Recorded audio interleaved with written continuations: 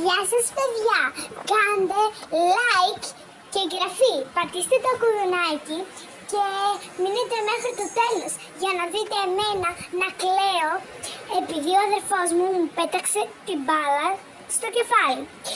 Μείνετε μέχρι το τέλος επίσης για να δείτε τα παιδικά μου χρόνια. Όταν ήμουνα πιο μικρή, 7, 6, μπορεί και πιο μικρή.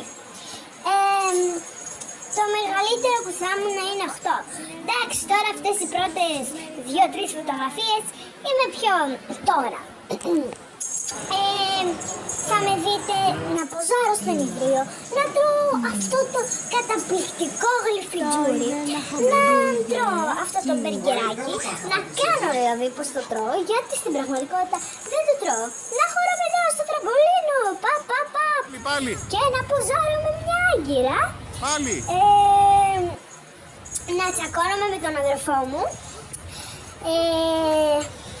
Φυσικά να τρέξω, να αγκαλιάσω ένα δεντράκι. Τέλειο δέντρο, Ο αδερφός μου κάπου εδώ τρέχει μπροστά μου. Να ποζάρω σε μια πέτρα, κάτσε εδώ, Κάτσε, μπαμπά, περίμενε, να μου βγάλεις φωτογραφία, μπαμπά. Ωραία, κάτσε, κάθομαι.